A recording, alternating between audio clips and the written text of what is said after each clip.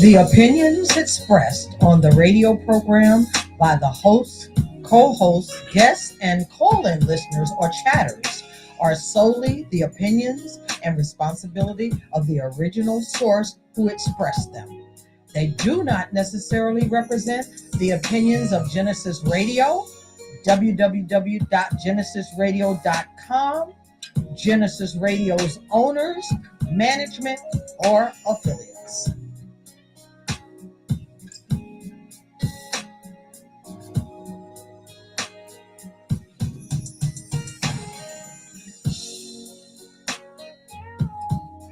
It's another Thoughtful Thursday, and you're on the air, or I'm on the air, you're on the air, with Reason for Reason, and I'm your host, Ron Yates. So with less than a week, or about a week left until this next election, we thought we'd have some good political debate. So I brought two gentlemen on. To my right is Michael DeRosier, who has his own podcast called Cuckoo for Politics. There you go, Cuckoo for Politics. Thank you. Michael, welcome back. Thank you. And to my left is someone you know quite well, Brother Kendall Stevenson, who has the Empowerment Show. Good evening, and how are you? Thanks for coming over. So, Michael, I'm going to start with you because I know that you are a strong supporter of Kamala Harris, right, and the Democratic Party. But, realistically, Kamala Harris has some issues, particularly among Black male voters. And it seems as if she's going to be having a little difficulty, I guess, with messaging, right? Finding a message that will, I guess, endear her to Black male voters. Black women seem to overwhelmingly support. I think women overwhelmingly support Kamala, but for Black males, the messaging may not be there. I mean, what do you think? Well, once again, good evening. And yes, host of the podcast Cuckoo for Politics that can be found on Spotify or Apple. I had to plug myself, or YouTube. Hey, listen, there you go.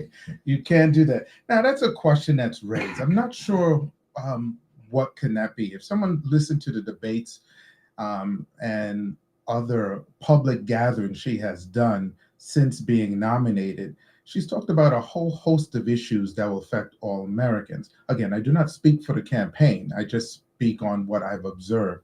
And as far as for specifically Black men, she has also put in incentives for healthcare. Again, that addresses everybody. Mm-hmm. She's has proposals out for those who are starting a business, entrepreneurship, increasing the number. She's also looking at and justice reform. I mean, there's so many things that apply to all Americans, but I don't know what specifically Black male Americans are having an issue with. Men in general, there are some who will vote for her because there's such an enthusiasm for having a woman as president, Mm-hmm. and then there are those who will not because she is a woman, Mm-hmm. and it is what it is for whatever reason. Well, we have to keep in mind that in this country, it's a misogynistic society. Yes. And we also have to keep in mind she's a Black woman, Mm-hmm. right? Woman of color. And, should that be two strikes against her in our society? No, it shouldn't. But in the minds of some, it is. And, for Black men, and Terry and I talked about this, I think Ken and I talked about this too. Black women over the past maybe 15, 20 years have become the most educated class in this country. So what you have is an educational divide where Black men who may be insecure, right, may not feel too enthused by Black women, empowerment, right? Mm-hmm. And I guess they feel maybe devalued, maybe that their power is lost. And I think you'll find the same thing with Caucasian men who have for years been railing against advancement of women. You saw that clearly in 2016 with Hillary Clinton. Mm-hmm. So, to be perfectly honest, I'm going to pose this question to you too. Mm-hmm. When Joe Biden decided to step down, or basically was probably told to step down, I was kind of skeptical initially. I thought that the Democrats were going to find a man, specifically a Caucasian man, you know, because that is what it seems that, in many respects, that's what America's looking for. I mean, we had this experiment with Hillary Clinton that didn't go so well. There's a couple of things with Hillary Clinton. She was a very competent, strong woman, Mm-hmm. but she also had baggage. Mm-hmm. Who doesn't? Right. She also came. There's a part of the electorate that resents Bill Clinton. They may disassociate with that. Mm-hmm. No one's looking at the vice president separately. They're just attaching it to the other man, Biden. Mm-hmm. She's her own person with her own views, but she's associated with that with Biden. They can't separate the two. And you were talking about men who feel inadequate because they don't have a high degree, because some women do. Mm-hmm. That's a sense of, it looks like an insecurity for It that is. matter. It very Because much is. who doesn't have a strong woman in their house, whether it be their sister, their mom, their aunt? If so, we've had women leaders in various in business and in civics. So this is not a new concept. Mm-hmm. So I think with the Trump rhetoric and his brand of politics is showing that, the bravado, we could do this too. And I have nothing wrong. No one should feel inadequate because a woman can do it better. Mm-hmm. There's nothing wrong with that, accepting that. Well, again, that is if you have a man who is secure, right, in his position, in his manhood, but there are a lot of folks that aren't. Now, Kendall, so when it was first announced that it was going to be Kamala Harris Mm-hmm. who was going to take the reins, what did you think initially? I thought it was a good idea. And I thought it was a good idea only because I thought she was the most and the best qualified to do the job. Mm-hmm. I mean, I'm not looking for anybody. The only thing I want Kamala Harris for is a brain. Mm-hmm. That's it. So what's so different between a male and a female when it comes to what's upstairs in your brain? My daughter went to a class and she was having a problem one time because she was a female and she was taking an accounting class. Mm-hmm. And she came to me and she said she wanted to drop out of the class because the guys in the class pretty much told her, "What are you doing here?" Right. Because you're a woman. I said, "You're going back in the class. You finished the class because we're not talking about something physical. We're talking about something mental." Mm-hmm. Well, she ended up getting an A. So, I've had women all in and out of my life, very strong women. And I don't know if you met my wife, but Right. we can talk about some strong women. Right. So, as far as women leading, I never had an issue with that. As far as back in our own history, and I'm talking before the United States, we have had women that were queens. Absolutely. That ruled the entire village. So I don't get what people have so much of a problem. Just to add to it, since you had said history, I'm just thinking of Moses, Harriet Tubman, a woman, Mm-hmm. a general Mm-hmm. who inspired slaves to leave. Again, it was we've had strong women in our own history. Mm-hmm. Why would you even second guess one being commander in chief? I think that's where the misogynistic piece comes in, because throughout African history, we've had women who governed an entire nation. But in this country, our thinking has changed drastically. We have devalued women. And I think that so much so, I talked to women during the Hillary Clinton campaign, and there were women who told me, "I'll never vote for a woman." And I asked, well, why? Well, women are overly emotional. And let me add to that. I've heard that comment over and over again. Mm-hmm. That's just a stereotype. Right. Think about it. Donald Trump, Mm-hmm. every time he gets upset, Mm-hmm. someone offends him, back when he was president, and now even currently, he tweets or goes on X or some social media platform and complains every single second. Rally Brown. He's a very insecure man. He is. So you don't hear that of Harris. People have criticized Harris when she was a private citizen, then she became attorney general, then U.S. senator. You're not once that I know of even vice president, that she goes on. She may comment, Mhm. but she's not going on social media because she accepts that's the territory. You and I go out in society every day, either at our workplace or in the community in general. Before you speak, as soon as they see you, you're being criticized. Sure. But you act like you belong. I Mhm. don't let that bother me whatsoever. That's true. That's true. Um, yeah, I get what you're saying, right? But unfortunately, you hear that from women, right? That they will not support another woman. And you're right. Donald Trump is a very insecure man, someone who is overly emotional, whose reactions are not based on reason Or fact. or fact, because he doesn't need it. Because he knows that, case in point, he was going to do a couple of interviews. I think one with ABC, another one with 60 Minutes. 60 Minutes. A whole series. And one of his complaints was they were going to fact check him. They were going to fact check. And if you are a candidate for president of the United States, why are you afraid of being fact checked? Because I'm going to lie right away. Well, and you know what? The problem is, I guess for his supporters, they don't care. I mean, we constantly hear excuses being made like, well, he doesn't mean it. When he says, well, I'm going to go after my political enemies, right? He doesn't mean it.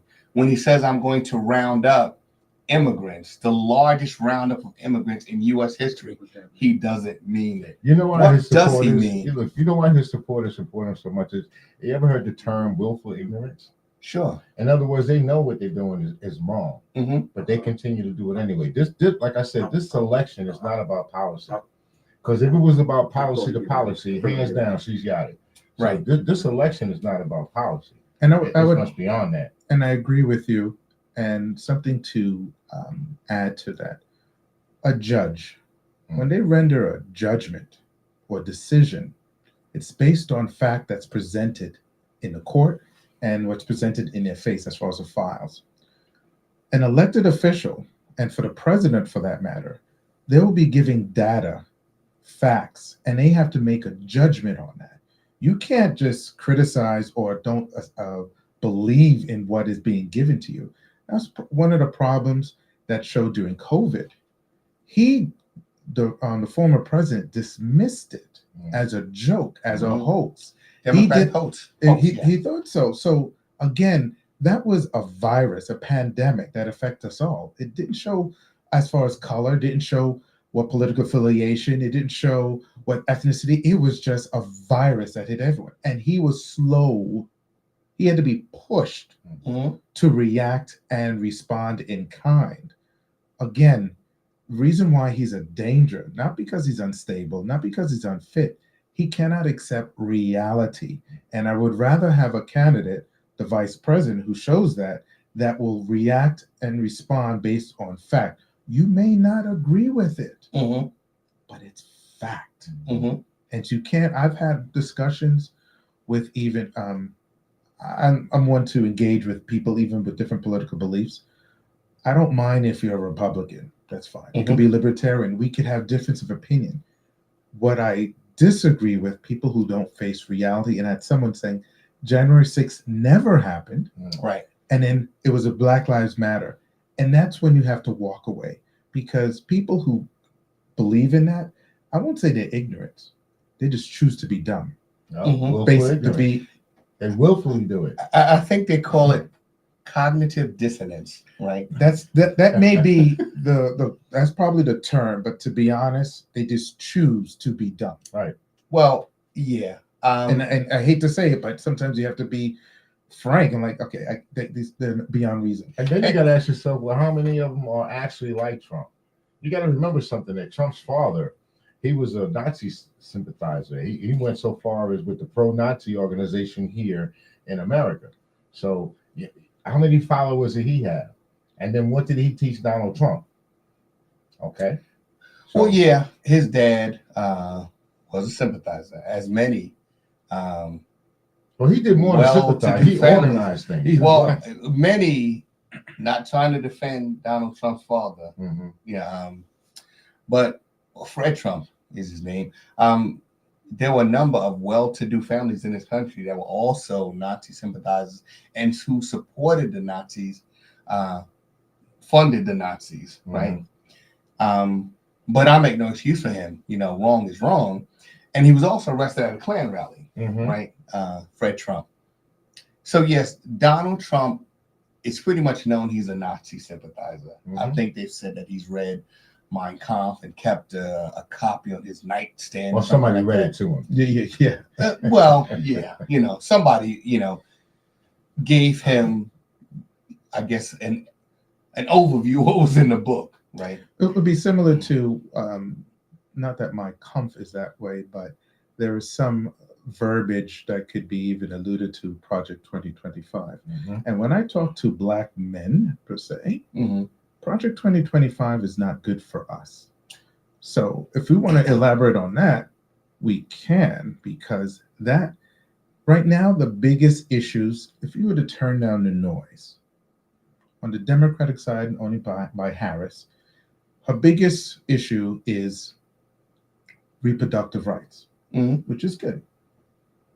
Then you also have on the Trump side, his biggest campaign message is others, the fear of others. Right. That's what he runs on. Yeah. So you have to look at others, people either you disagree with, or different political affiliation, or someone with different ethnic background, that you should fear them, the enemy within. That's what he's referring to.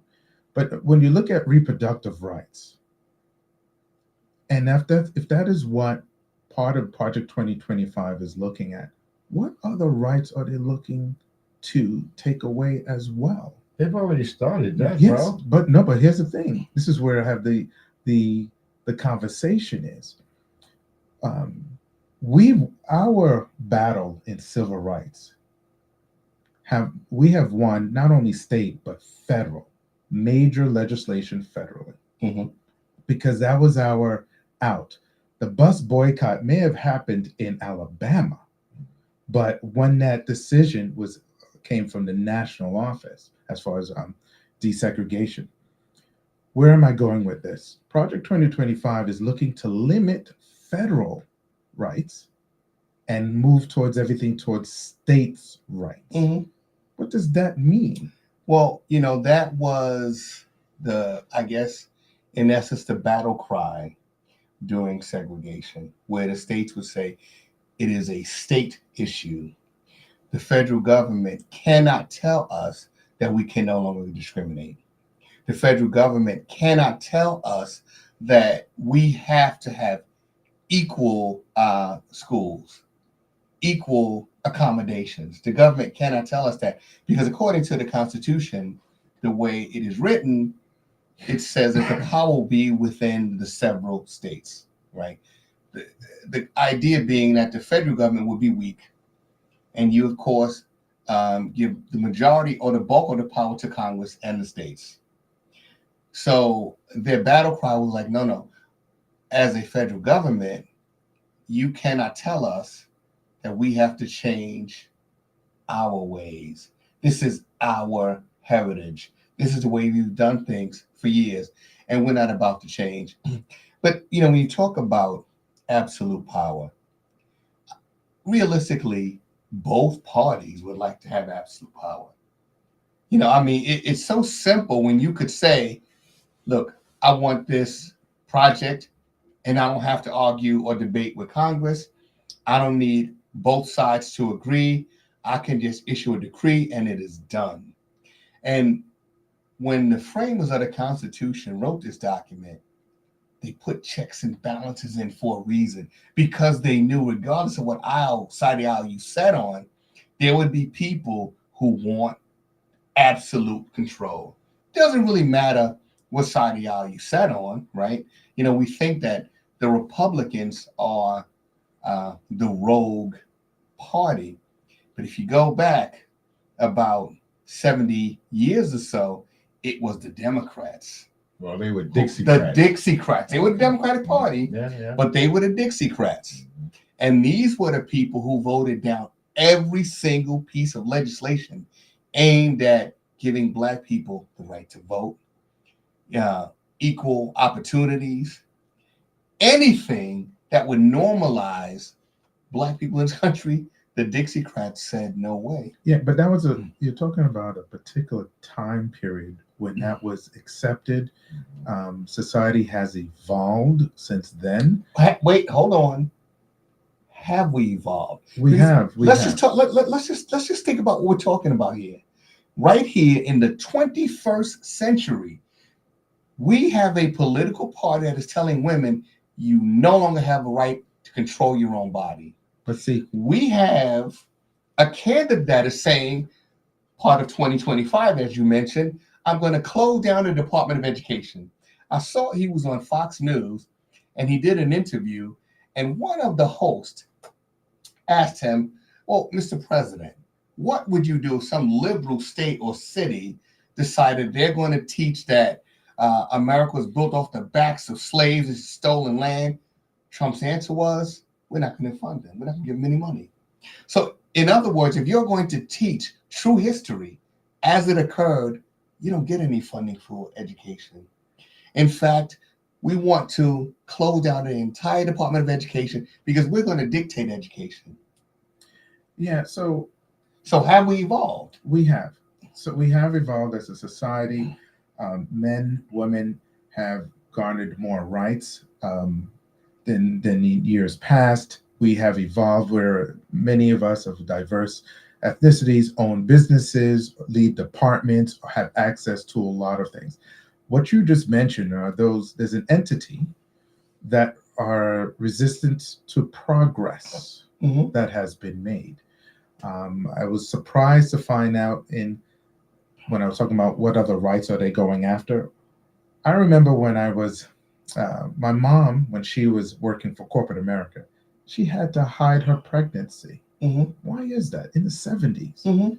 Because if her employer found out, there was no family leave. Right. There was no protections for that. So again, when I said we have progressed, yes, but there are people who wish to turn back the page. And one of the things that resonates with me with the Vice President's campaign message, amongst other things, is that we have to turn the page because we can't go back. We've progressed so far. So to your point, we're moving forward. It's just there are those who don't wish for us to move forward as a society. I think we're kind of circling, right? Like, when the plane has to circle for a while. A holding pattern. There you go. Because when you talk about businesses, when you talk about people in positions of authority, Black people, in 1921, the entire Greenwood section of Tulsa, Oklahoma burned to the ground. Thriving businesses, thriving communities were all throughout this country, right? So we had our own economies, our own thriving communities. What happened was angry and disgruntled Caucasians decided you've advanced too far. And, what I find historically, history repeats itself, right? Stuff that happened 100 years ago, well, we're having those same sort of conversations now, right? So, we're taking 2 steps forward and then 2 steps back, right? Can I add something? Yeah, well, let me just say, we still haven't gotten past. We still, if you want to go to a time in history, Marvin Gaye, Mercy, Mercy Me. You can listen to that and it talks about right now. Yeah. Just like it talked about right then. Right. Just like it talked about 50 years prior to that. Right. So I can see where it could be regarded as we're still in a holding pattern in a circle, and history repeats itself. And the fact that people burn down, white men burnt down towns, Black Wall Street, as they say. And I speak on that on my podcast episode called Silent Signals. And Silent Signals is coded words that the Republican rhetoric is using, and you hear it from Trump in the first debate between Trump and President Biden.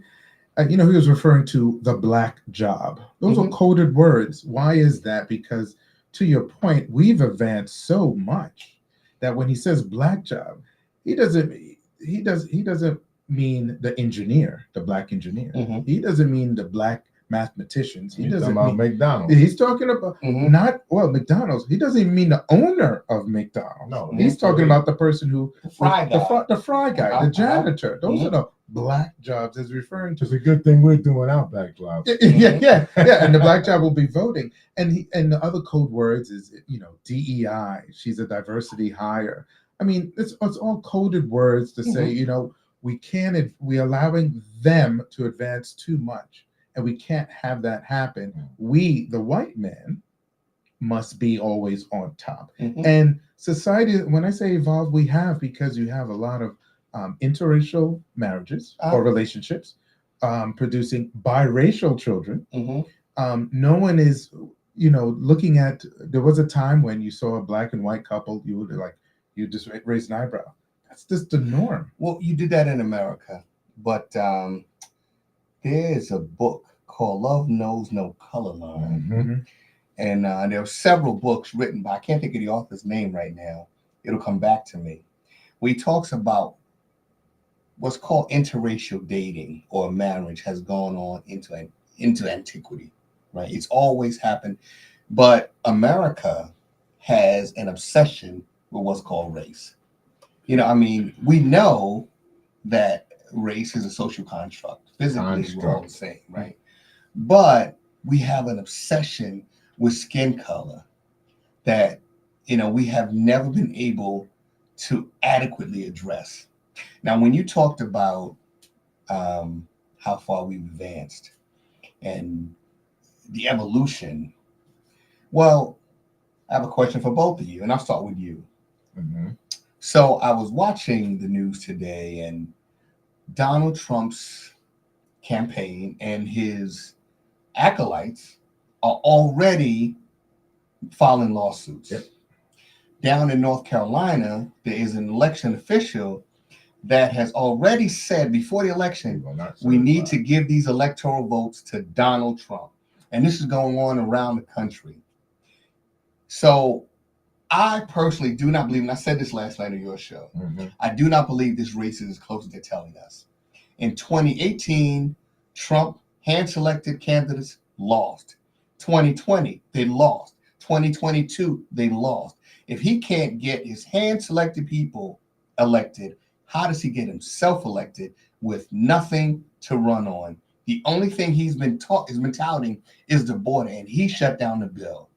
But my question is this: if Donald Trump loses, what happens on the day after? What happens when it's time to certify the election? I really hope nothing, but there we go with the fear factor again.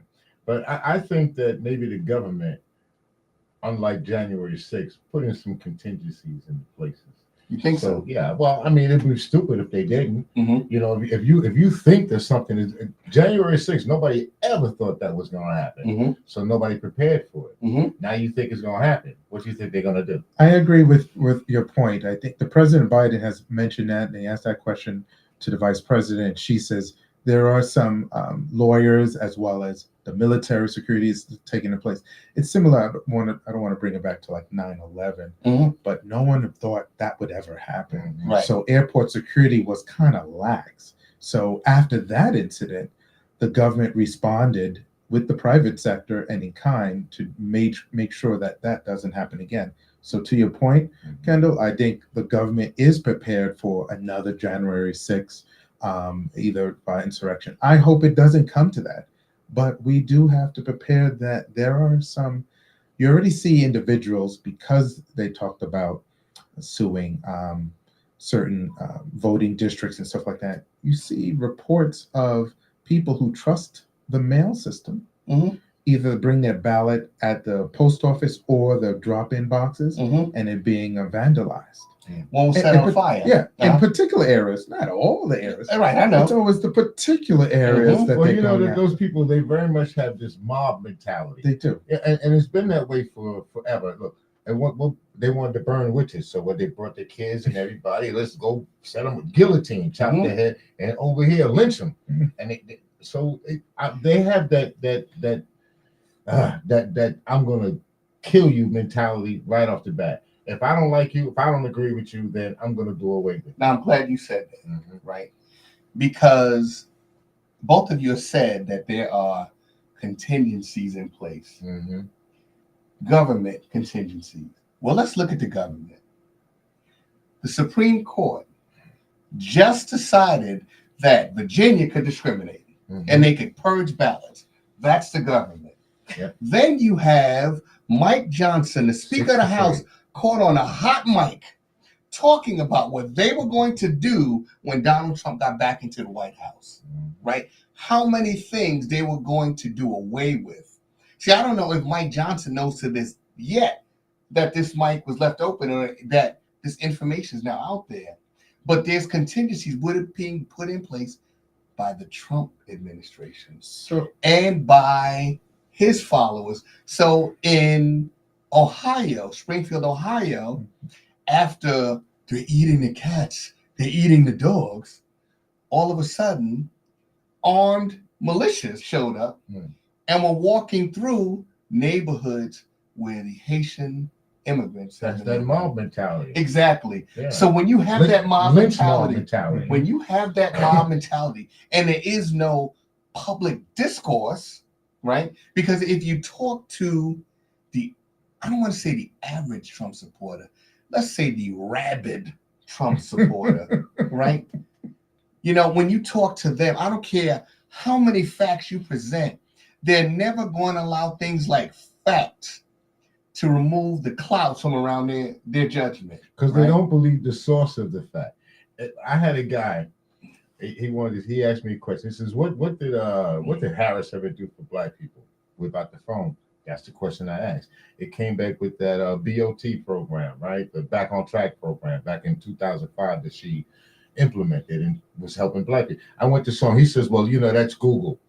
I can't believe it when it comes from me because it comes from Google. So it doesn't matter what you do or say. And I had that same thing. What some question asked, what did the vice president do? What has she done? So I just reversed it. What has Mike Pence done when he was vice president? No Fought vice for his life. Huh? Fought for his life. Yeah. Well, that's it. Yeah. Fought for his life. Yeah. Yeah. I said no president allows a vice president to shine. That I could recall, with the exception of Vice President Cheney during the first Bush Jr., George W. Bush first term. So there is no, but she has done a lot what the administration has asked of her to do, and is passing over 90 pieces of legislation and policies, because that is her role, the vice president, second in command. You have no other role unless the president allows you to do certain But here's things. the problem. 90 pieces of legislation, right? But it's overshadowed by one thing. Trump gave us the stimmy. Yeah. And you have black people to this day when we try that Nancy are Pelosi in Congress, completely unaware of the fact that Trump did not want to pass that or didn't want to sign that piece of legislation. He was forced to sign it. And when it became obvious that he could not get rid of this piece of legislation, he decided, okay, I'm going to slip a letter into your check to say, your pal, Donald J. Trump. So in other words, it appears as if I'm giving you something. And he talked about empowerment zones. Now, I don't know. I'm not aware of any empowerment zones. I don't know where they are. Here's the thing, which you struck a note. He wants to dismantle public education. It's not just only Black history that he wants to have revisionist. It's just, again, facts, data.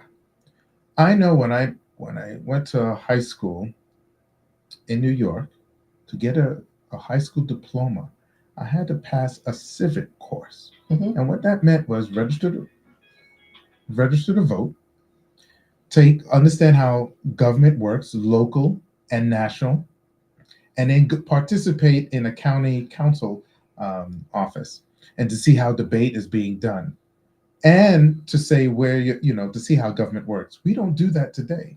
So people who think Donald Trump signed the checks, no, they don't teach, or people have a misunderstanding how Congress has the control of the purse, Yes. and the president Yes. has maybe 5 to 8% control of anything. Mm-hmm. When I say that, it's so true. If you understand how our government works, Mm-hmm.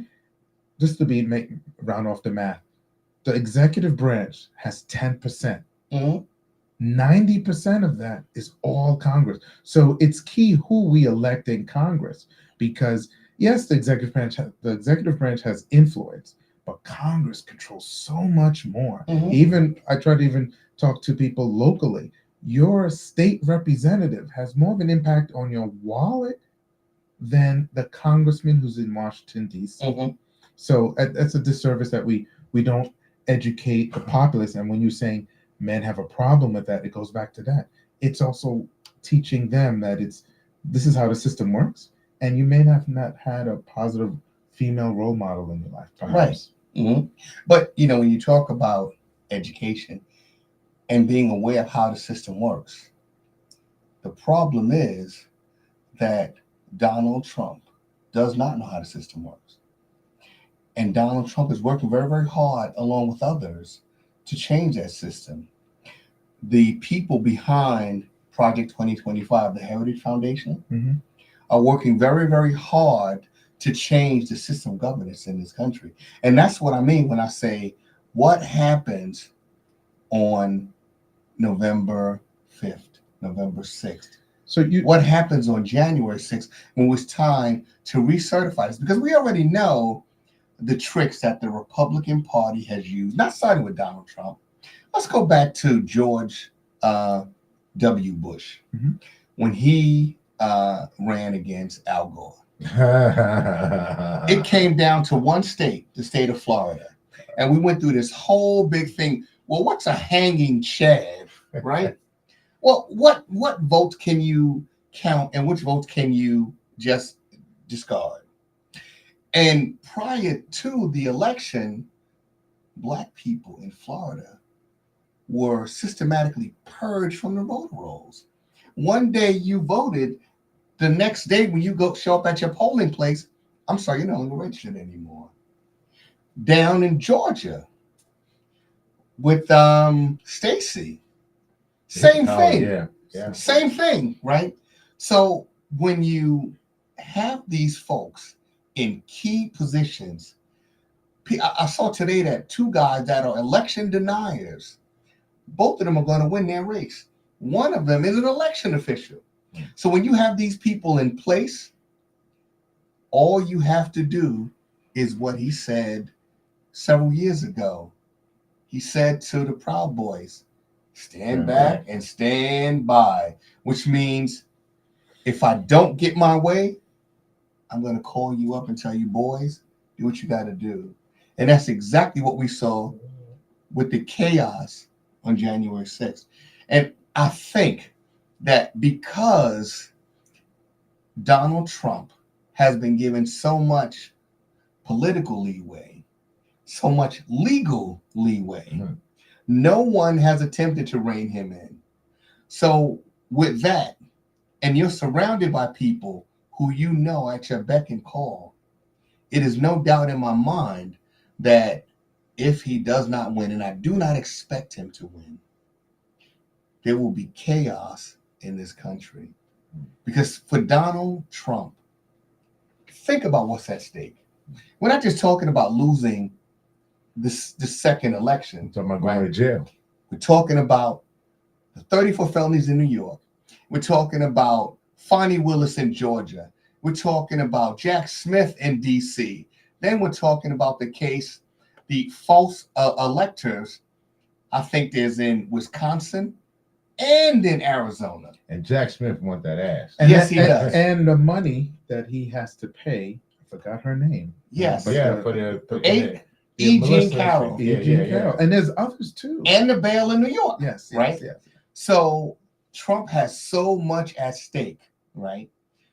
Yet he will not listen to the people the best people, that's what he says, the best people. So he goes and gets them on his campaign, but doesn't listen to them. So today, the statement or the faux pas of the day was, I'm going to protect women whether they like it or not, right? Who says that?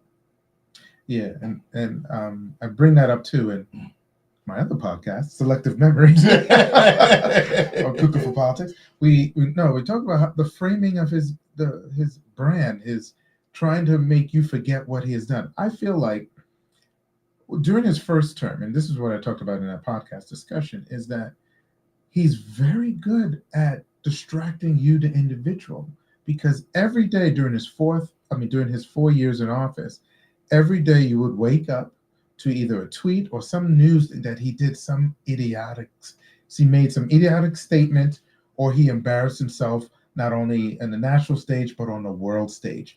And meanwhile, you're not realizing that certain federal judges, conservative judges, were being put on this not the Supreme Court but federal courts, because sooner or later they'll rise to the Supreme Court. But nevertheless, there was a lot of things that he was putting in place because it was a distraction that he was, and that is a concern that we should all have, because if he was to win, again, I said earlier, what other rights is he looking, or his people are looking? Because he doesn't have a concept of how government works, nor the concept of what affects the individual. But he's very good at distracting and then posing that fear, making you fear that other person. He's good at marketing. He reminds me of a wrestler, which he was back in the WWE, WWF. He came in, he loved the strategy that even though McMahon, who was the owner of WWE, he scripted every fight, Donald Trump liked that because he blurred the lines. McMahon was very able to blur the lines of reality from fiction. And you thought, you were at the attendance like, wow, Hulk Hogan's really doing that. No, that's all fake. And Donald Trump loved that. Right. So it's, again, when he's in office, it's a distraction, and we should be very concerned about that. Well, master manipulator. It is the master manipulator. Well, yeah, because realistically, he doesn't have a real platform to run on. All he talks about is the border, and he talks about the economy. So realistically, the Trump economy was actually the Barack Obama economy, right? Did you see the Times paper this morning? Did on the headlines they had it about Trump's economy? Right. Yeah, they were telling about how horrible it was. Because look, let's be realistic, right? When they had the one debate, I wanted Kamala Harris to be more forceful. I wanted her to say, you call me stupid, I will produce my high school and college transcripts, you produce yours. It's not going to happen. Yeah, but then you get the angry black woman syndrome. No. But you know something? People in this country, when Trump beat these other Republicans, they wanted somebody who was a fighter. If you're not going to fight for yourself, you will not fight for me as an American. They want a fighter. And I think the Harris campaign has to be aware of that. And I think that when I said her messaging for black men, they talk about her, I guess, closing argument, right? Okay, it's great for a particular group, but it's not going to work for a black man in the hood who's trying to figure out, what about a job? What about a decent paying job? Right? And then she mentioned that too. Look at this. The federal minimum wage, even including the state of Pennsylvania, I believe it's $7.25. $7.25. I'm going to repeat that. $7.25. That was done since the 90s. Nothing cost $7.20. But she has raised over and over again the fact that if Congress sends me to raise the minimum wage, practically, I will sign it. The thing is, she's providing all the incentives to vote for her because she's on board with being progressive. When they asked Donald Trump on the specifics, on any policy, his answer again is the migrants. But I'm going to talk about tariffs. Again, he talks about all these things in a business aspect. but she's the only one who's talking about real substance. If you ever break it down from either health insurance, cost of inflation, housing, she has specifics. If you even go on the website, again, what he says, it's all bravado without substance. I'm just going to do this. I'm not going to do. He's not clear. Put it that way. It's the migrants. That's the reason why you have healthcare. I mean, you don't have healthcare. I think the what disturbs me when you hear this from men in general, if you turn down the noise, she's actually saying a lot of things that you want to hear, even changing the requirements for a federal job. You don't need to have a PhD, depending on, of course, the level. If you're going to be a nuclear scientist, there's a whole different ballgame. Sure. But there's other federal jobs that you need, and you won't need a college degree. So she's changing that. Well, here's the thing. One of the things that people said they like about Trump, when he first ran, he speaks to us on our level. Doesn't use a lot of these, multiple syllable. I love the poorly educated. There you go, right? Because I can speak to them on a level where they can understand me, right? So for Black men in this country, you have to speak to them where they are. Not where you want them to be, but where they are. So I said this to you in a previous show, right? Probably what she needed was Black men, in similar situations, to go to the Black community, right?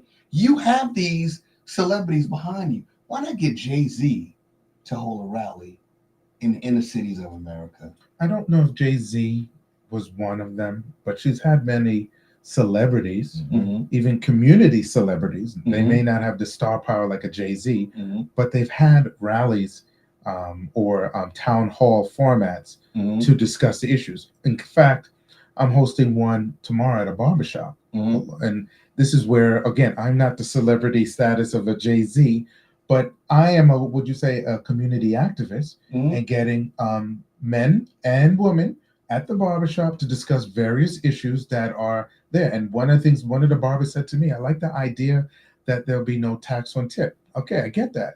That makes sense.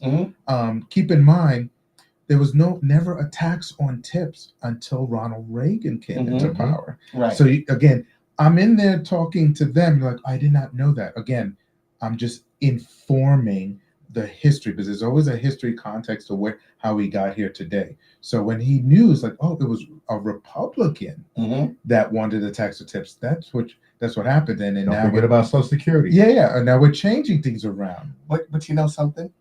Okay, you have to keep it in historical context. That much is true. But when you take somebody like a Jay-Z, right, a Beyonce, which did a rally for her in Houston, the idea is you want to speak to them again where they are. So Trump did something that I found very interesting. Trump went to the South Bronx, went to a barbershop. And he was, of course, touting and seeking support young Black men and young Hispanic men in a barbershop, right? So you're coming to where I am, right? And you're going to sit down and talk to me like a regular guy. And the vice, again, she had her surrogates, but she's also been into these shops too. So again, depending on your media source, you may be getting it. So if you're watching Fox, definitely not Fox. Yeah, but if you're watching Fox, they will market him in a way that is gloating. So of course, I did see that episode too, and I was listening. He didn't say anything of substance again. Well, here's the thing. Again, do you know that guy? I don't mean to cut you, but the guy with the barbershop, he's lost a lot of business because of that. Right. Oh. He's lost a ton of business because of that. Oh yeah, the people are making online. They're making fun of this guy. But they think he's an idiot. They think the stuff that he said, and for the reasons why he wanted to vote for Trump, they thought it was ridiculous. But here's the thing. Trump, that tactic I think was smart, to go to the barbershop, right? If you want urban support, go to an urban area. He's been in the Bronx more than once, right? Well, then he goes to Madison Square Garden, sends up a comedian that denigrates the exact same people you asked to support you 2 weeks before. So smart tactic, stupid response. Typical of Trump, right? Correct. But I think that is something that Kamala Harris should have been doing. She don't have to go herself, but what you want is people from the community, right? To go speak to the brothers in the community. I know you. We grew up together, Mhm. right? You know, I'm here with you, brother, right? And let me tell you what's really going on because you're getting a lot of information second and third hand. So let's sit down and talk about this, right? Like what you're doing in the barbershop. Smart move. Because you're going to have a lot of people going to come in, you know, who are going to be there getting a haircut, who are also going to be curious and who are going to have questions. And if you have the answers, you can maybe sway an undecided voter, which I'm sure is your purpose in doing it. By all means, by all means, because Right. I love it. One of the questions I was asked, it was like, gas prices were high and it was low during the Trump era. I said, well, actually, to be exact, the only price that Donald Trump quotes in his surrogates is during the year of 2020, during the pandemic and the shutdown. There was a gluttony of gasoline. Because nobody was out. Nobody was out. Right. So, of course, it was going to be $2 because the market was saturated. But then when the Biden administration came in, there was demand that increased. The pandemic was turning around, vaccines, et cetera, et cetera. The business started going back up again. Gasoline climbed. Why? Because demand was there. And I like to remind people, during George W. Bush's reign, we went into war in Afghanistan, and then we went into Iraq. For the first time, gas prices went up. $5, $6. Never again. And then what did the industries respond? Airlines started charging bag fees. I'm sure. And be like, oh man, this is crazy. But they were charging bag fees. Then when gas prices went down during the Obama years, and that was the lowest in America since after the Iraq War, was during the Obama years. The airlines still continued with the bag fees. So a lot of money's made. Is the government, or is it the fact that corporate greed has taken over? And that's what it is. But a lot of people cannot separate the government from corporate America. And in many instances, you can't, right? You know, when Bush was president, George W. Bush, if you look at his cabinet, many of them came from places like Goldman Sachs, right? The Treasury Secretary, Goldman Sachs, and it just goes down the list. And on the other side was the energy industry. So we talked about Cheney. Cheney was basically operating in the background because before the war in Iraq, which there was no justification for that, he sat down with the oil companies and they went, looked at a map, and found out where the remaining reserves of oil were. And those exact places where oil were, you know what else you find? American troops, right? Those exact same places, American troops have established bases there to protect the assets. And yet, gas prices still high. It's not the government, it's corporate America. OPEC. It is not even so much OPEC, it's ExxonMobil that is posting record profits, billions of dollars in one quarter. $3-4 billion profits in one quarter. And Elon Musk wants to be on, if Trump is elected, Elon Musk, a billionaire, wants to sit in the cabinet with getting inside information where if you have a president that doesn't read the data, the facts, can easily manipulate to benefit him. And one of the things I'd like to, someone said, again, a conversation at the barbershop, is interesting. The Democrats, they always want you to lean on the government for assistance. And the Republicans are all about independence, about, doing your own thing. And I like to reverse it. I said, well, you know Elon Musk, right? I said, yeah, I know Elon Musk. For the longest time, he received government subsidies for his business. So the government responded, okay, I like this EV concept. It's good for the environment, et cetera, et cetera. We're going to give incentives. So when a consumer purchases an EV car, they'll get a tax rebate. And he loved it. He welcomed it. Fast forward, people were buying Teslas, but when the Biden administration came in, other car manufacturers want to join in the game too. Mhm. You have the General Motors, you had German makes, and the list goes on, the Japanese makes and so forth. They said, can we get part of that incentive too? The Biden says, you know what, that works too, as long as he only added a thing to it, is as long as the materials, percentage of materials are made in America, Right. and union workers are going to be on an assembly line. Mhm. That's American workers. When you talk Mhm. about that's not the black job, but there are many blacks who are in those union jobs. That's Yes. beneficial for you. And now that Elon Musk says if he gets in, he wants to get away from those incentives because he doesn't like the competition Mhm. to get those same tax rebates. And Elon Musk said a couple of weeks back that he and his brother may have entered the country illegally. Well, he did. So let's be realistic. He's an illegal alien. Well, you talk about He's an illegal alien, bro. when you talk about migrants, right? Mm-hmm. Well, he's a migrant, Yeah. right? Mm-hmm. And now he is manipulating the system, the political system. This guy is paying $1 million a day to anybody who will register to vote, but they have to show that they're supporters of the First and Second Amendment. In other words, Dog a whistle. Trump supporter. Yep.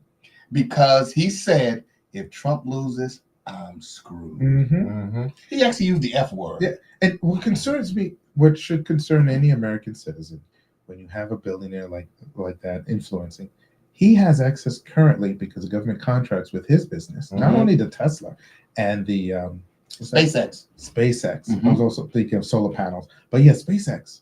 That is, everyone relies on those satellites Mhm. for their electronic devices, Mhm. for everything. Mm-hmm. That man or his entity that's too much control. Right. So currently, when he said he's screwed, if he loses, I am sure the government will be reviewing those contracts because of his close relationship. And they found evidence that he himself have talked to our adversary, Putin. Mm-hmm.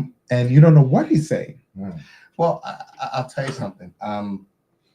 The federal government is investigating his $1 million giveaway. Yeah.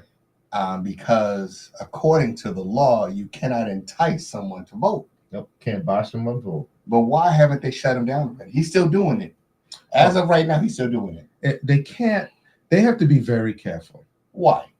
because, again, the SpaceX programs, the satellites, Mm-hmm. that the government have some control, but he has also control. Mm-hmm. You don't know what he would be capable of doing, something mischievous that will impact not only government's interests, but our interests as well. Nothing if you shut him down, right?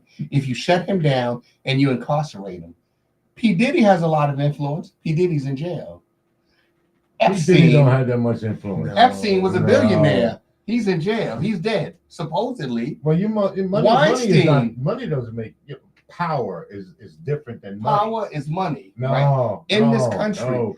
In If you this got country, power, power you is can get money. No, if you got power, you can get money. Uh, Because if power was money, Bill Cosby would have never went to jail. well, that, but Not only that, But how that- many other brothers would not have gone to but jail? that's different. Just think about Donald Trump. Donald Trump has power, and it's based on money. Donald Trump has no. He's not an intellectual. He's not well schooled.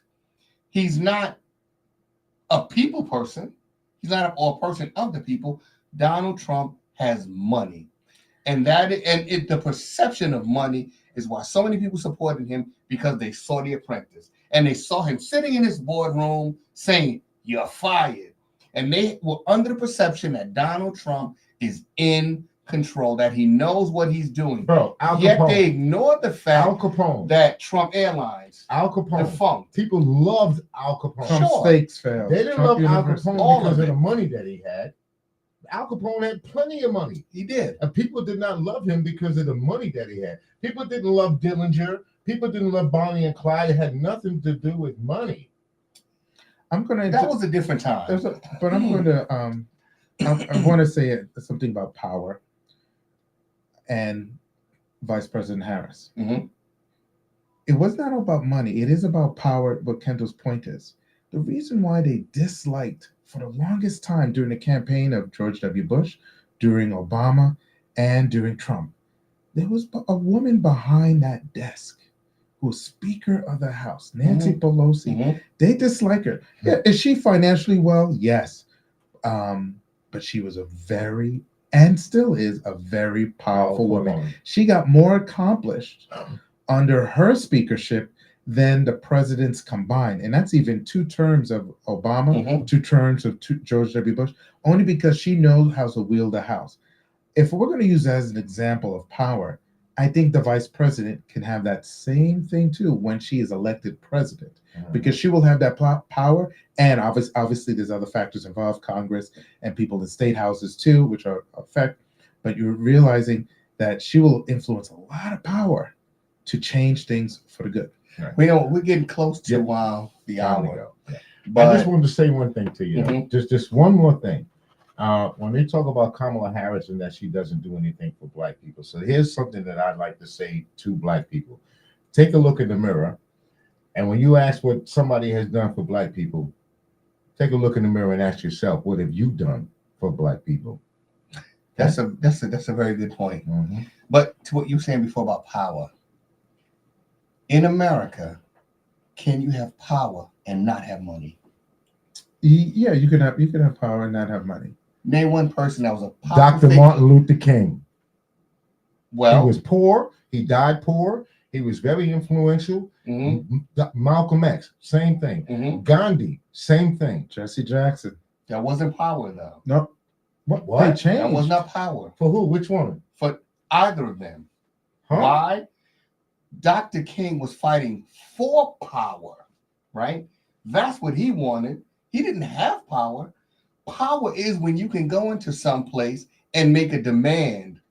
There is, I believe it was Frederick Douglass that said, power without a demand, I forget. Yeah, but power is the ability to influence people, to get them to do what you want them to do. That's what power is. But the power was with the government. And he was going to the government, petitioning the government for power, whereas other people go to the government and demand and make demands of the government. So you never see Benjamin Netanyahu come to the government and beg for assistance. So he is the government. He comes to this country and he makes demands of our government.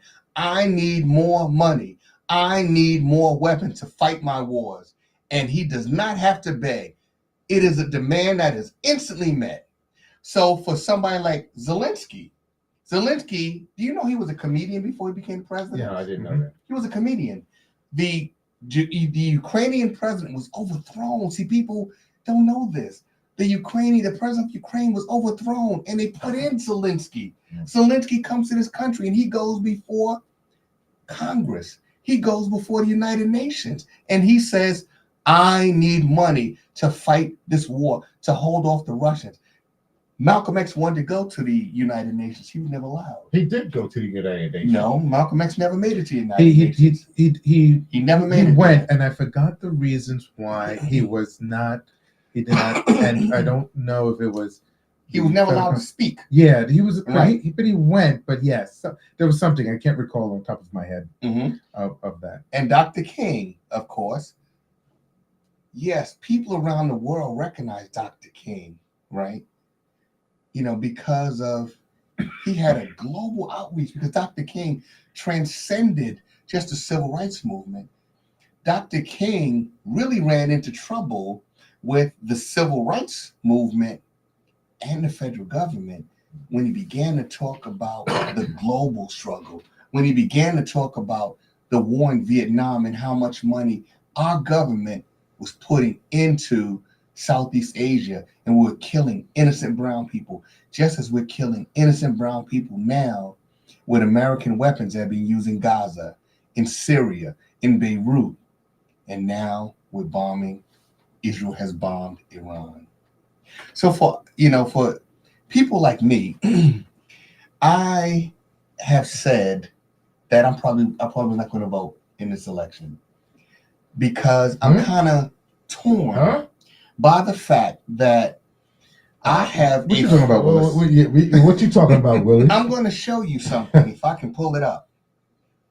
I have a man that his family has been dependent on me for their survival in they're in Gaza. This man has been running for his life. His wife had a baby on the run.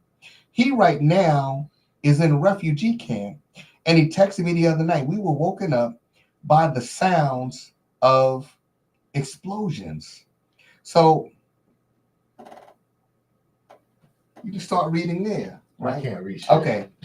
So I'll read it for the audience. This is what he sent me on Tuesday. Israel bombing right now next to us. Very terrifying. Please pray for us. We woke up in a panic. Yes, my brother, I will. My response, please stay safe.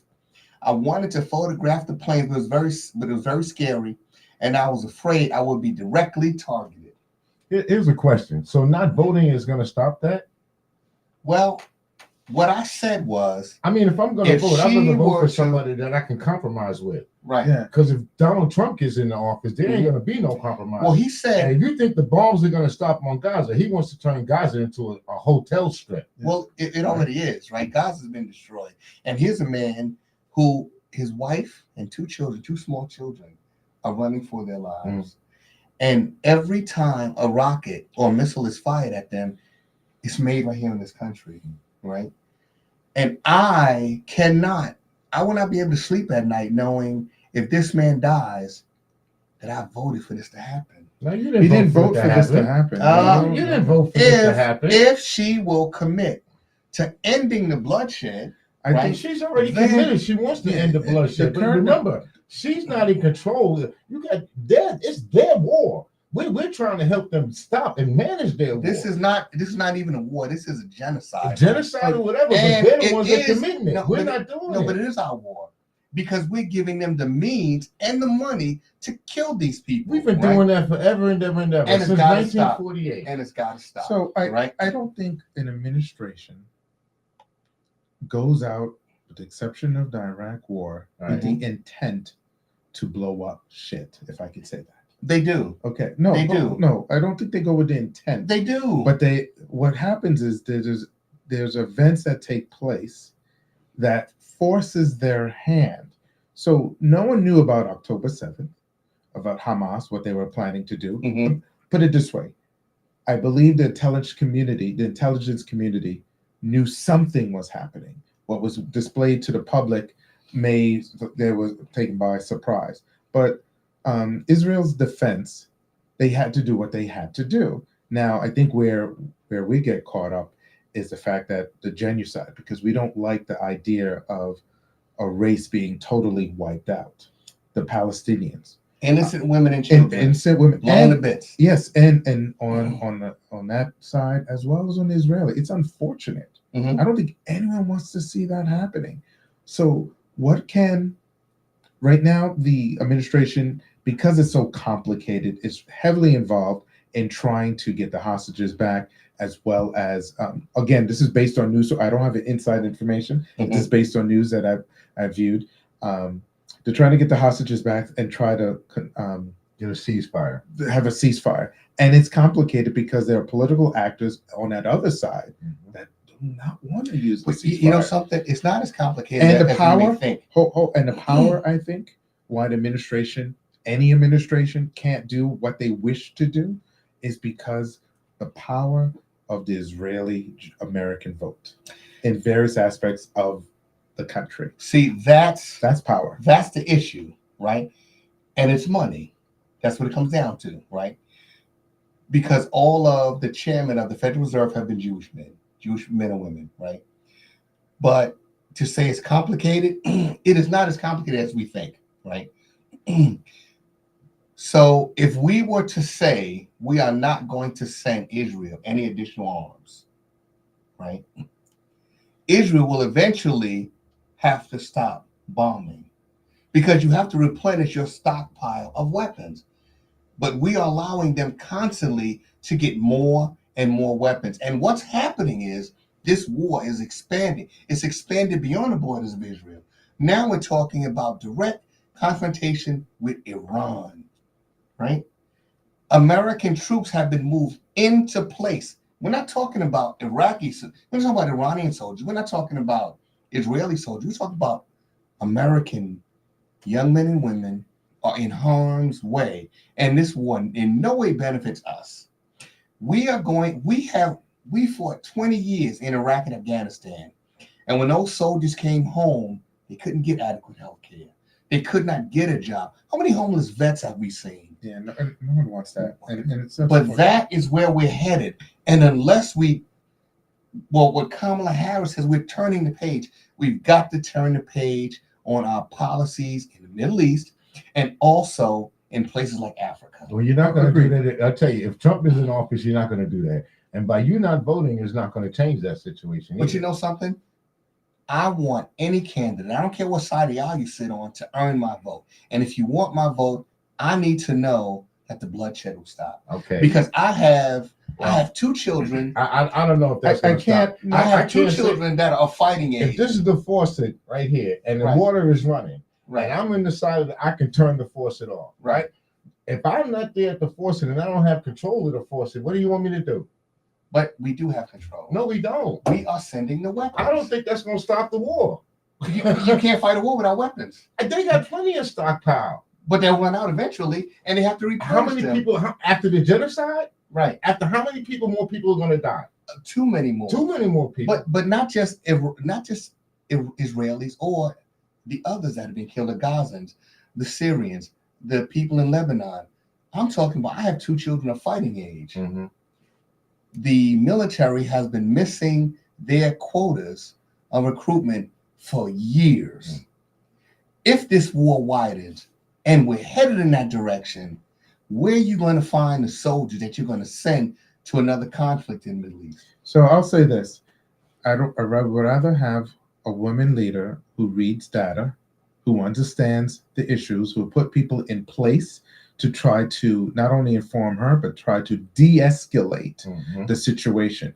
The former president only put his own people feel like he's inadequate, and they worked with him on the domestic and international scene. And they said he was basically, lack of a better word, incompetent to understand the data. So me voting, try to.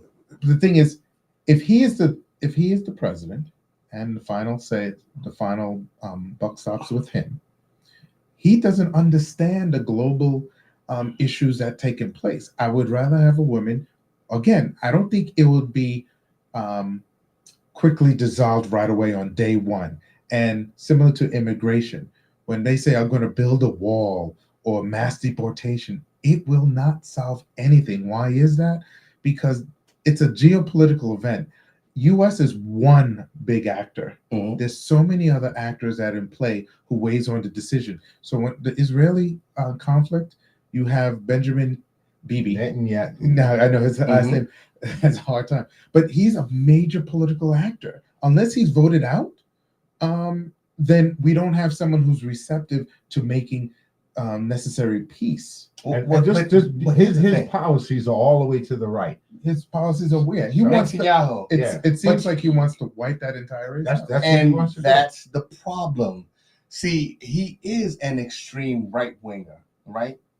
He is in some, some schools he might more trains of thought. He is a fascist, right? Mm-hmm.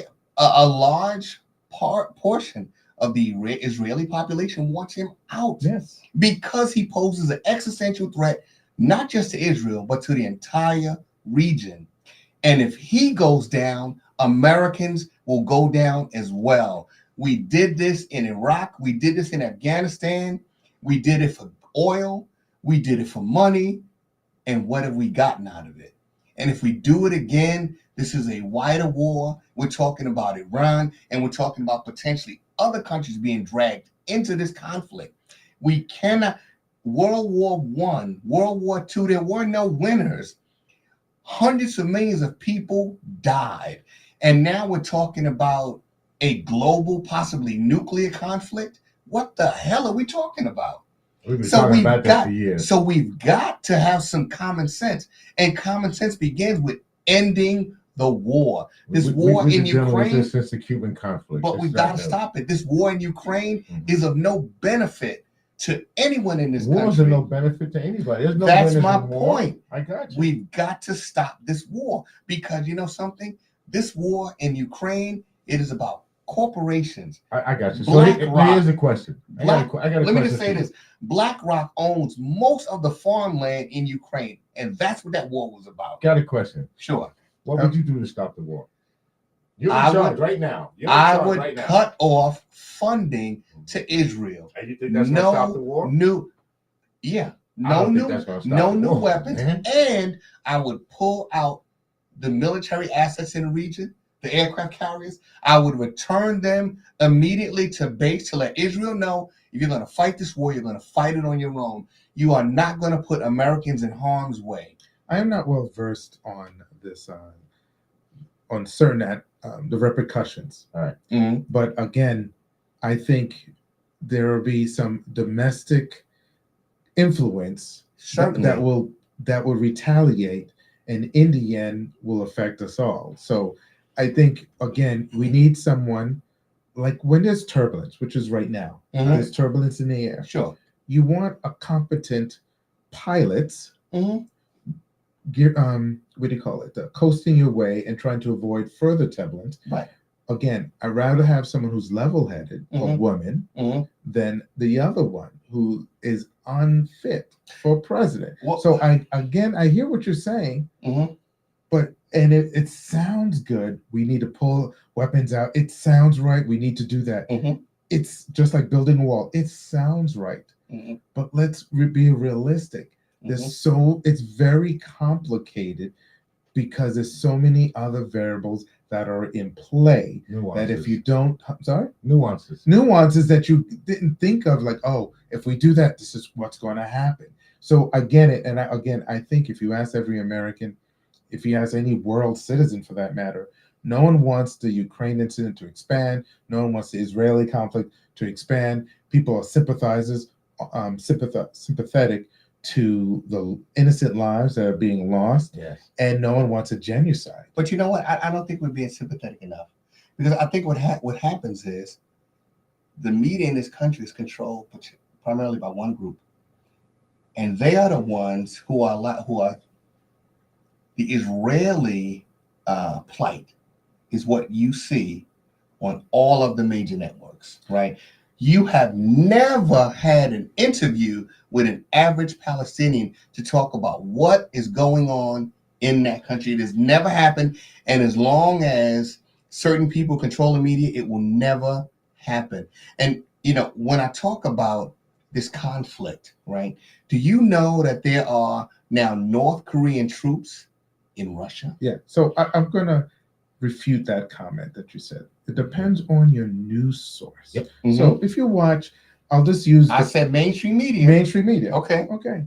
So CNN, Mm-hmm. major news media, Mm-hmm. they have a domestic market. Mm-hmm. And that domestic market caters to those interests who follow, and they have the stats. And this is what they would like to see. Mm-hmm. And this is information that we review. Then there's CNN International, Mm-hmm. which is totally different. Mm-hmm. Again, CNN, but it's international. It gives more of a broader spectrum because their market is global. So when I watch CNN International, Out of the country. out of the country, but it's Right, but it's right. also made also here in the U.S., but mostly in my travels outside the country, Mhm. I would see CNN International, and their correspondents are in Gaza or in parts of Africa. They have a broader because they have a world view of how things are going. It's a So different market. it's a though. different market. We on the American side, again, there's BBC too. Again, if Yeah, that's you what they're gonna say. you have it on the CNN too, and you could read the Economist magazine. There are other global news outlets that you could get your information Mhm. that has more of a broader spec. But to your point, if I only have 30 minutes to catch up on the news, I'm going to look at the media at 6:30, Mhm. NBC, ABC, and so forth. They'll give me a snippet, and I got the general of what's going on. They may not have time to get the influence of the Palestinian, because to your point, the Israeli or the Jewish company runs the media Controls it. controls has that influence. And to your point, that's valid. But Are there news outlets that provide that information? Yes. If you search it, But very few domestic, right? very few You domestic. have to search, yes. And here's the thing.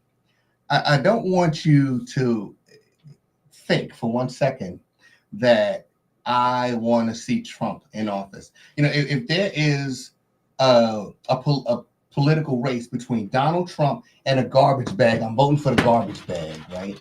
Because the garbage bag is an inanimate object, cannot think. Just like Donald Trump, I'll take the garbage bag. However, with Kamala Harris, right?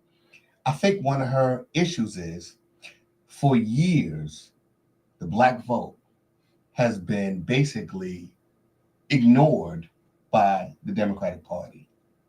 And maybe ignored isn't the right term.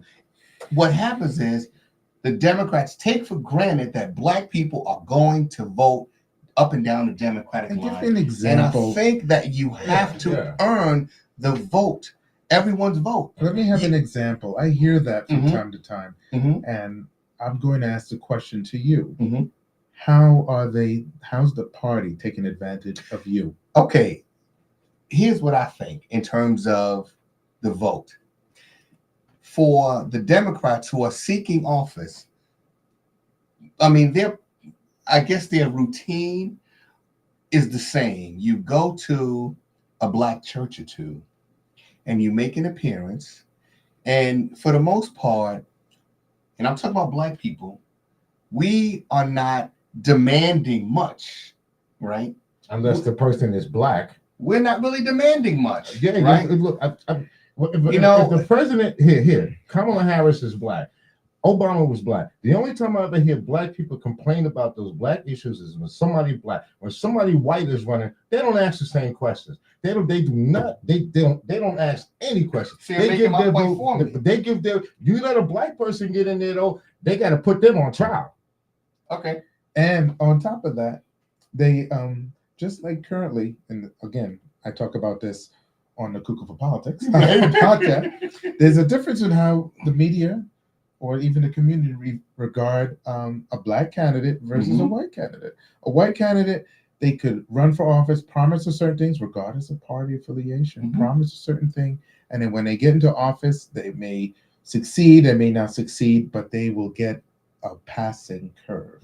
When a black politician who runs for office wins the office, and sometimes they win, sometimes they lose, even when they're coming around to explain, they criticize. It's like, oh, you didn't do this, you didn't do that. He says, I tried, but I'm explaining. I was able to get this done. But similar to the Affordable Care Act, it was a major hurdle, a major hurdle. The president had to water down the Affordable Care Act where it could be at least passable in a Congress that he had no control. And the reason why he did that, at least to get it past the goalpost, with the hope that his successor, next administration and the next Congress will be able to add on. Trump did not add on, but definitely Biden did to add on. And that's why the Affordable Care Act to this day has not been able to be repealed, because black people specifically have been able to, like, you know what? This insurance program has worked. It needs to be tweaked, but it's working. Well, let me give you an example of black people and the Democrats. So every 15, 20 years, the Voting Rights Act has to be re-ratified. Why isn't that is not law? Because why does it have to be re-ratified? Why is it every 15 to 20 years, our rights to vote can potentially be taken away? And if you get the wrong people in Congress, it's never it'll hit the floor and be voted down.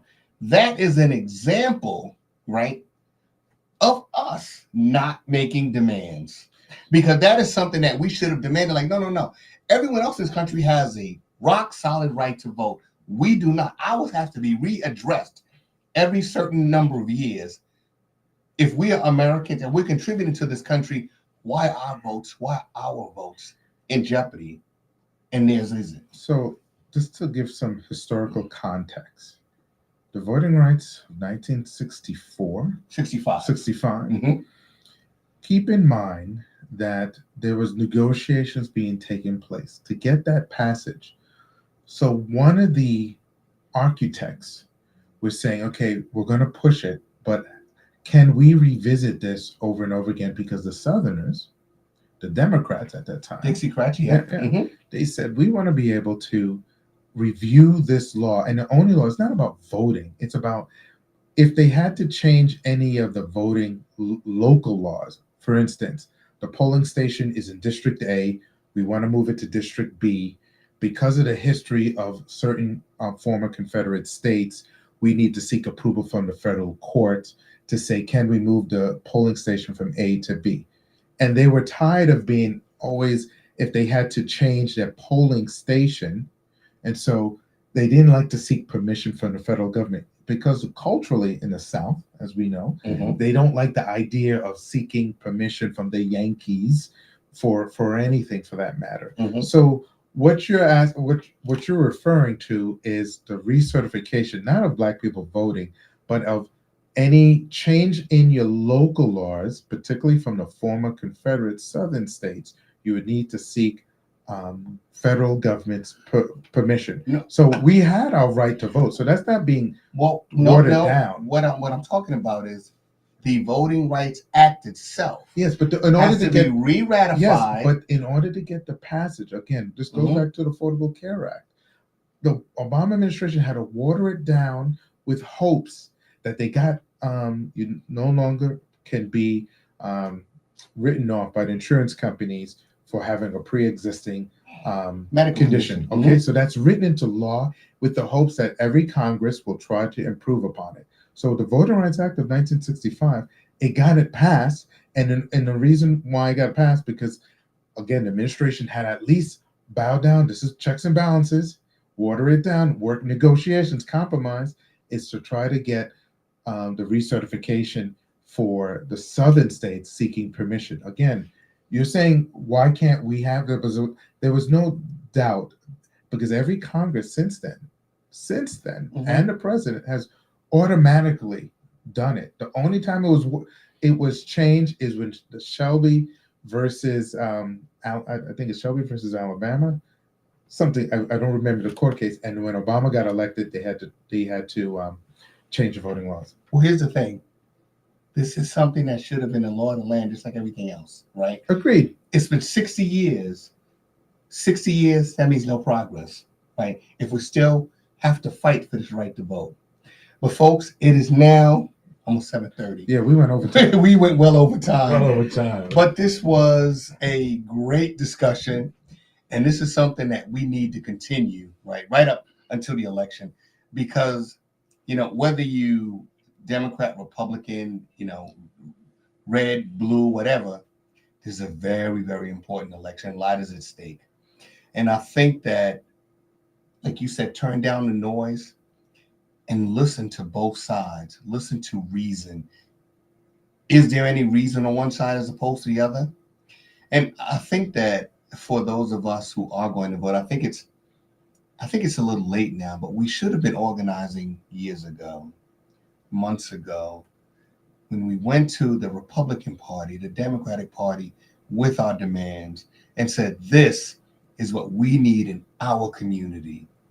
Instead, now we're kind of just hoping that somebody will recognize our need and meet them. No, there are those who recognize our need. The thing is, and we tend to leave it to a handful of leaders and not do it as a community, as a whole. That's right, to because we are not monolithic. We're true. And we also get distracted, and distraction could be anything. But we get distracted in hoping that the others, there are people like, I am sure in our own community, in our own circle of friends and family, people regard us as leaders. Mm-hmm. They may not be active or into the nuances of the day-to-day of politics and stuff like that. So they'll probably refer to you, what do you think X, Y, and Z, and you name it. That's because you and I, all of us, we are those leaders that others just rely on to give information or to advocate on their behalf. So it's hard for us to do that because they're distracted. Not to say we're not distracted either, but we're doing what we can. We all have some form of communication platform. We all engage in the community in some way. We are looked upon as those leaders. Mhm. So we are making sure, and every time I think on most of your shows, you invite those leaders, whether it be elected or some other activists, to sit and holding them responsible. Mhm. And we're doing that. So I can't say we're sleeping aside. We are doing that. I think that organization is something that we need to do amongst ourselves, because just like we built the Black Wall Street before, it can be done again, and that is power, right? But that is something that we'll have to discuss at another day. Yes, Mhm. yes. Right? I'm hoping, Michael, you can come back, and Brother Kendall, I see you every week. We can get together again and have another powerful discussion like this, because I'm hoping that what people hear today will kind of energize them, like Michelle Obama says, to do something. Right? If you don't agree, voice your displeasure, right? And maybe the candidates will respond, and that's what I'm hoping for. Because I want to see this war end, because that's the most important issue to me. And I would like to see democracy saved. I like to see that too, but the war is most important to me. But with that, we're going to say good night, and we hope to see you right back here again for another Thoughtful Thursday. Peace. All right. To the visual. Boy, Oh yeah, we went over. you good, Terry? Yeah, we good. All right. So we have to. That was a